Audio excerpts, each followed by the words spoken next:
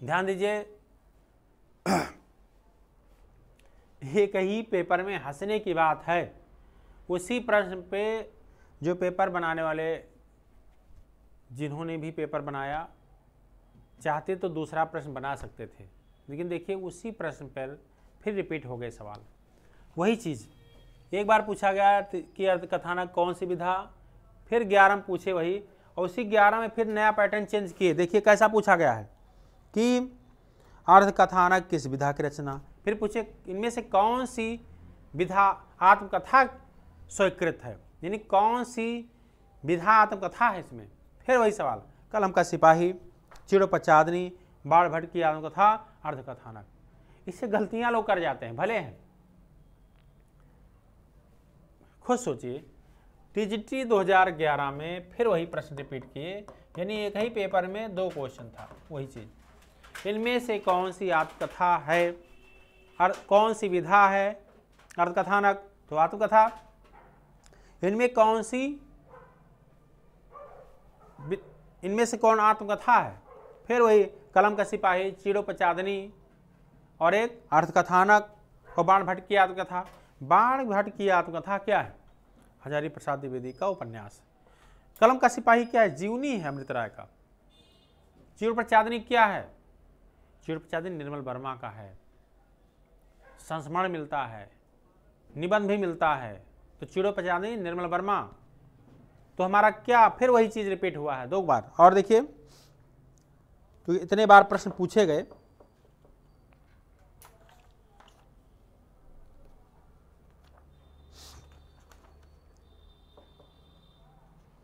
तो इसके पहले भी और टीजीटी में और पीजीटी में सवाल रिपीट हुए। मैं तो कुछ वर्ष का ही बता रहा हूं आपसे। और एक जीआईसी प्रवक्ता में पूछा गया, हिंदी की प्रथम प्राचीनतम आत्मकथा कौन है? जीआईसी प्रवक्ता में पूछा गया, हिंदी की प्रथम प्राचीनतम आत्मकथा, ये जो मैंने बनाया था ना, इसको देखिए, हिंदी की प्रथम प्राचीनतम आत्मकथा कौन है? अर्धकथानक। कहाँ पूछा गया? जीआईसी में पूछा गया है, जीआईसी प्रवक्ता में पूछा गया। हिंदी की प्रथम प्राचीनतम आत्मकथा अर्धकथानक। ये भी सवाल कभी ऐसा पूछा जाएगा। यूजीसी में एक बार आया कि अर्धकथानक किस भाषा में? ब्रज। कभी पूछा जाएगा हिंदी की प्रथम पद्यात्मक आत्मकथा कौन है? तो पद्य में लिखी गई है, एक ही आत्मकथा है, वो आपका अर्धकथानक। कभी पूछा जाएगा हिंदी की प्रथम अपूर्ण गद्य आत्मकथा कौन है? तो कुछ आप बीती कुछ जग बीती, किसका है? भारतेंद्र हरिश्चंद्र। और ऐसे सवाल पूछा जाए, हिंदी की प्रथम पूर्ण गद्य आत्मकथा, अब बदल गया आंसर, पूर्ण भी हो और गद्य में भी हो, तो इसको मिटा सकते हैं हम लोग।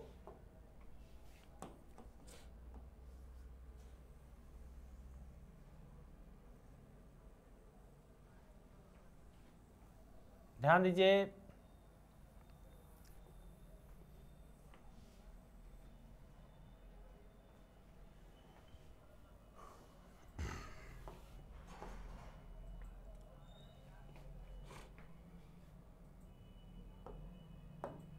ये पूछा जाए,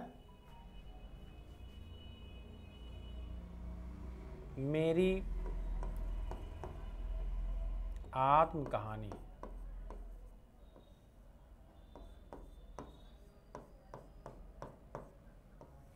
ये 1941 ईस्वी का समय है, ठीक है, डेट लिखाते हैं, वो सब लिखा दिया जाएगा। मेरी आत्म कहानी, थोड़ा इस पे मुझे लगता है स्पष्ट नहीं दिख रहा होगा।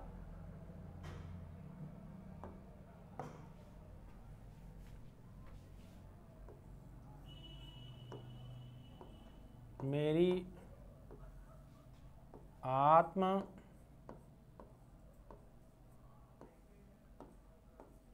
कहानी 1941 ईस्वी है।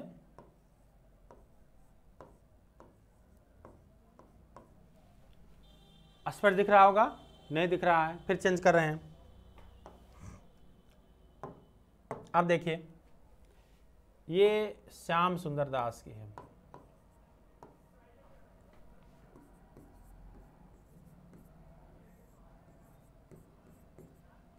मेरी आत्म कहानी श्याम सुंदर दास की आत्मकथा है। इस पे कैसे सवाल बन सकते हैं? आधुनिक हिंदी की प्रथम आत्मकथा।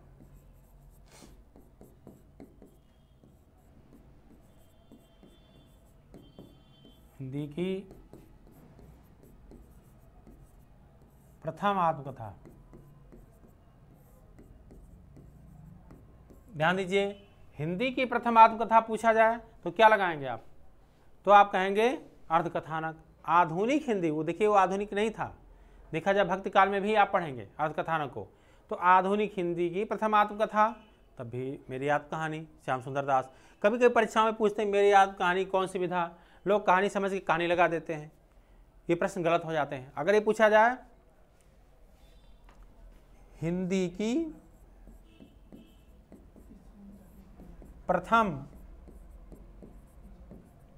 प्रथम पूर्ण गद्य आत्मकथा, पूर्ण गद्य आत्मकथा, तो क्या कहेंगे? फिर वही आत्म कहानी। तो ये पूर्ण था, गद्य में तो कुछ आप बीती कुछ जग बीती भी था, गद्य में मेरी आत्म कहानी भी है, लेकिन ये पूर्ण है, वह पूर्ण है और एक पद्य में है। तो प्राचीनतम पूछ रहे हैं कि आधुनिक पूछ रहे हैं कि प्रथम पूछ रहे हैं, ये सारे आपके जो भ्रम हैं इसको दूर किया जा रहा है और कितने क्वेश्चन बन सकते हैं उसको बताया जा रहा है। क्योंकि कभी भी आप जो है तैयारी जो कर रहे हैं बहुत हल्के में तैयारी मत करिए, विस्तार में पढ़िए, ठीक। और देखिए, आपने नाम सुना होगा हरिवंश राय बच्चन, हरिवंश राय बच्चन। इनकी आत्मकथा 4 खंडों में है, हरिवंश राय बच्चन की। तो हरिवंश राय बच्चन जो थे, एक भाग ये, क्या भूलो क्या याद करूं।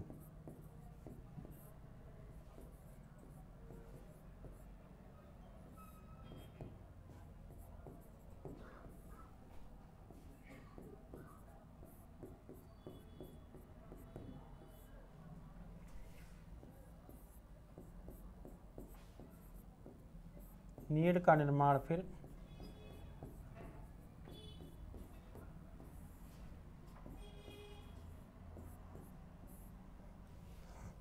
बसेरे से दूर,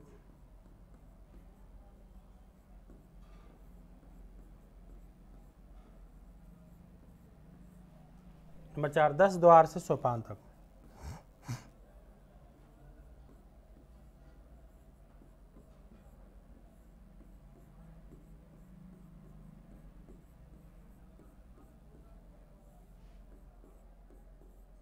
दस द्वार से सोपान तक। क्या भूलो क्या याद करो, नीड़ का निर्माण फिर, बसेरे से दूर, 10 द्वार से सोपान तक। हरिवंश राय बच्चन की आत्मकथा क्या भूलो क्या याद करो, नीड़ का निर्माण फिर, बसेरे से दूर, 10 द्वार से सोपान तक। ये 4 खंडों में है, क्रम से ही मैंने लिख दिया, ठीक है। इस तरह के आपके सवाल हैं, मुझे लगता है नोट कर सकते हैं आप लोग, नोट कर लीजिए इसको। नहीं, लिखाने वाला तो हम काम करेंगे, सिर्फ समझाने वाला काम कर रहे हैं। और देखिए,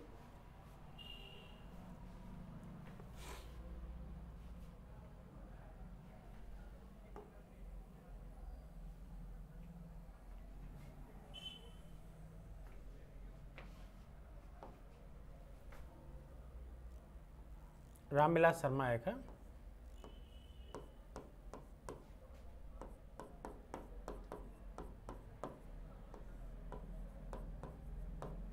डॉक्टर रामविलास शर्मा। इनकी जो आत्मकथा है, ये मत सोचना मैं आलोचना, सभी लोग कुछ पार्ट बचे हैं, देखिए जब लाइव होंगे तो आपको लिखाने से क्रम पूछ करके लिखा देंगे उसको, ठीक है। समझाने वाला काम कर रहे हैं कि आपको अच्छे से समझ में आए। देखिए, निरंतर परिवार ने बहुत नौकरी दिया है और बहुत मैं खुश हूँ, बहुत एनर्जी हमको मिली है। जूनियर में इतने भयंकर रिजल्ट बने, जो परीक्षा को क्वालिफाई किए हैं, अभी मेरिट बनना है। इसके बाद हमें टीजीटी के रिजल्ट मिले, हमको पीजीटी के रिजल्ट मिले। और जो भी निरंतर में, चाहे वो ऑनलाइन पढ़े चाहे ऑफलाइन पढ़े, जो भी ईमानदारी से श्रद्धा भाव से पढ़ेगा उसको नौकरी की कमी नहीं रही। सबसे खुशी की बात है, जूनियर में भी हुआ, कुछ लोग का कुछ प्रधानाचार्य में एक में हुआ, कुछ लोग दोनों में हुआ, टीजीटी में भी हुआ, पीजीटी में हुआ। आप देख रहे हैं सामने इस तरह के रिजल्ट बन रहे हैं।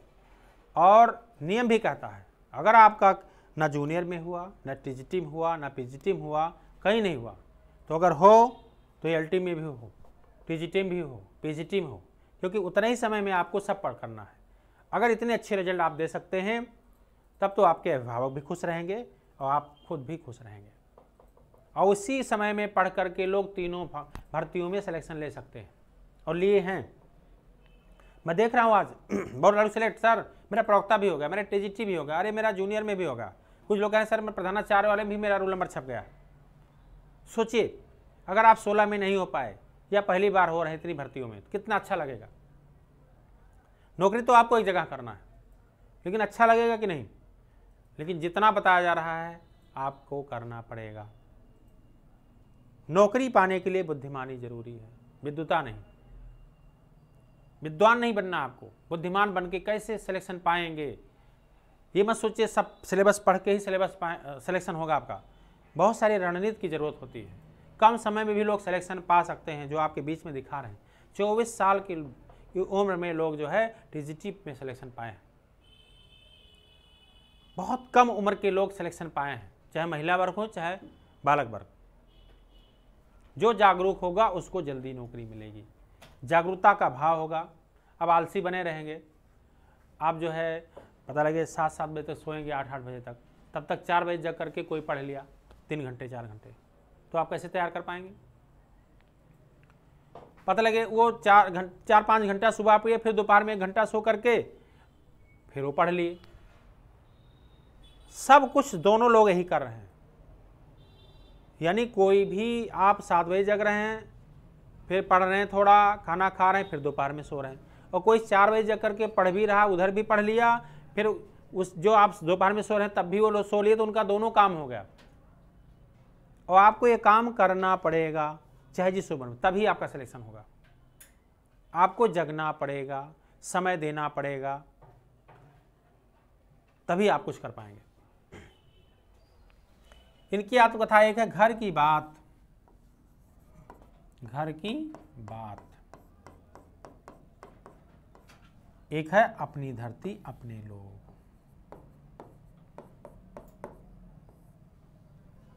अपनी धरती अपने लोग पूछा गया था टीजीटी 2010 के विज्ञापन में। अपनी धरती अपने लोग पूछा गया था टीजीटी 2010 के विज्ञापन में कि कितने खंडों में है। 3 भाग हैं, 3 खंड हैं, 3 खंड में है, 3 खंड। अपनी धरती अपने लोग कितने खंडों में? 3 खंडों में है। अब इसको जानना चाहेंगे 3 खंड कौन कौन है। मुंडेर पर सूरज नंबर 1 है, मुंडेर पर सूरज।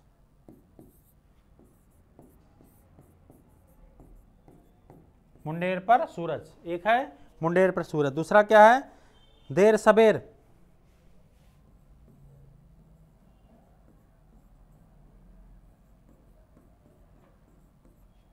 तीसरा क्या? आपस की बातें।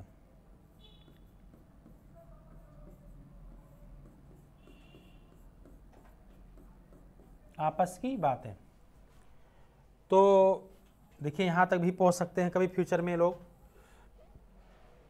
कहा जाए कि रामविलास शर्मा ने कौन कौन सी आत्मकथा लिखी? एक घर की बात लिखे, एक क्या लिखे? अपनी धरती अपने लोग।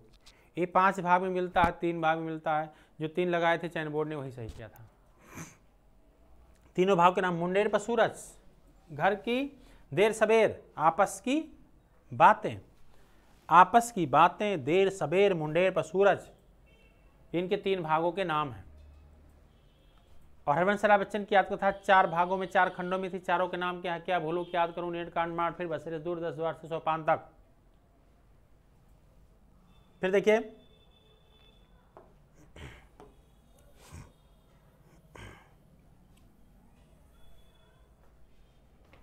यशपाल को देखेंगे।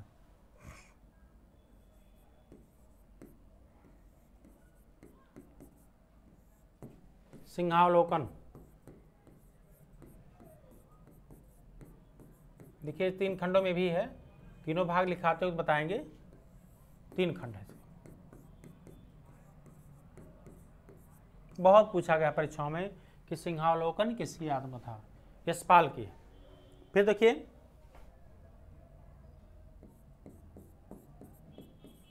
विष्णुचंद्र शर्मा। मुक्तिबोध की आत्मकथा।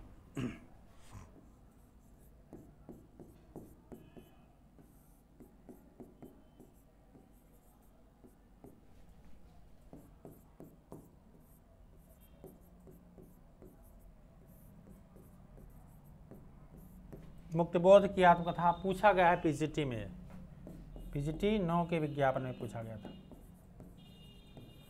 मुक्तिबोध की आत्मकथा के लेखक कौन है? विष्णुचंद्र शर्मा। कहीं पूछा मुक्तिबोध की जीवनी के लेखक कौन है, तब भी विष्णुचंद्र शर्मा। लेकिन विष्णुचंद्र शर्मा ने मुक्तिबोध की जीवनी लिखी है। जीवनी में मुक्तिबोध की आत्मकथा के लेखक विष्णुचंद्र शर्मा, ये आत्मकथा है। और विष्णुचंद्र शर्मा ने मुक्तिबोध की जीवनी नाम से लिखा, उसमें मुक्तिबोध की जीवनी का वृत्तांत लिखा है। ठीक है, तो इस तरह क्वेश्चन सब पूछे जाते हैं। मेरी सफलताएं यानी बाबू गुलाब राय।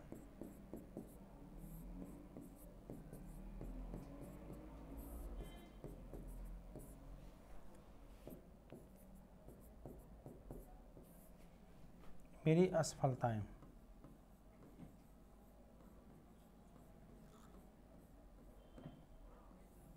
ये भी परीक्षा में आ चुका है प्रश्न। एक बार पूछा गया था कौन दलित आत्मकथा नहीं है, तो उसमें रख दे अपने पे पिजरे और जूठन और मुर्दहिया और मेरी सफलताएं, तो सभी दलित आत्मकथाएं थी। ये दलित नहीं था, इस पे सवाल आ गए। और देखिए परिवारजक की कथा शांतप्रिय द्विवेदी, कहीं कहीं प्रजा लिखा रहता है।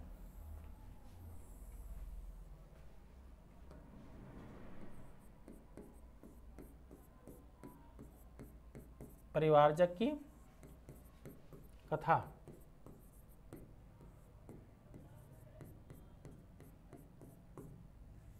शांतप्रिय द्विवेदी।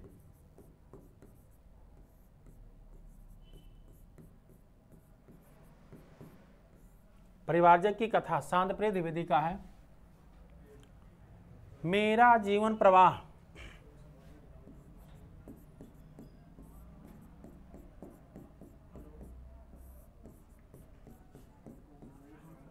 उपयोगी है।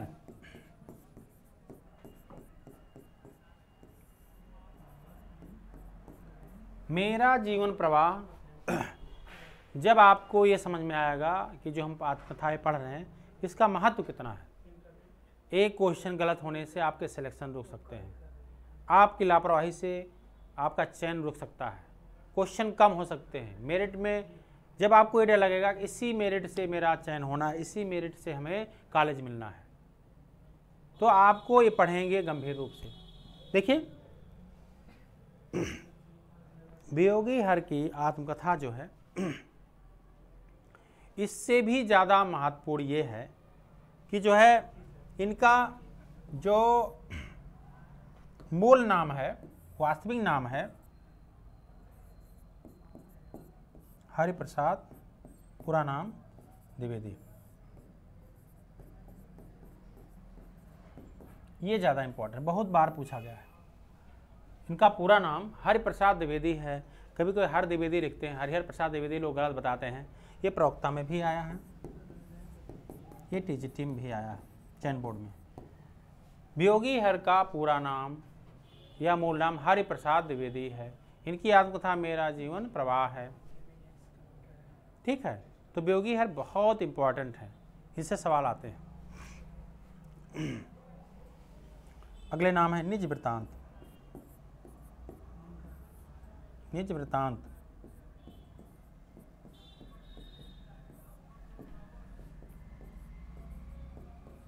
कल्याण मार्ग का पथिक।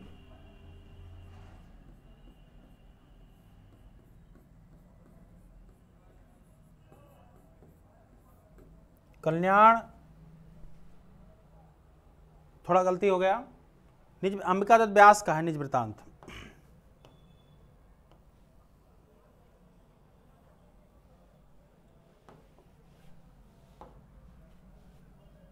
निज वृत्तांत किसका है? अंबिका दत्त व्यास।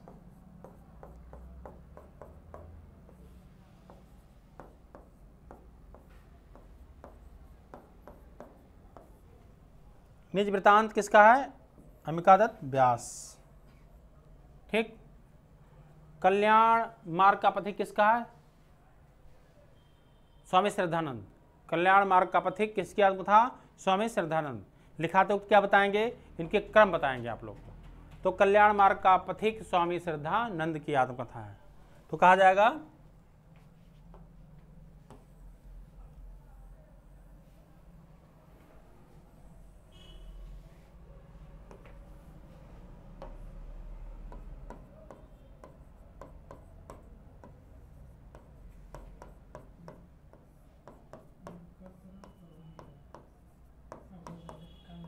स्वामी श्रद्धानंद।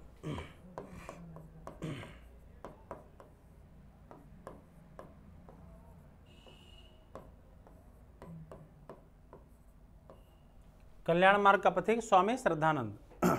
श्रद्धानंद, ठीक है। चाँद सूरज की किरण देवेंद्र सत्यार्थी का है।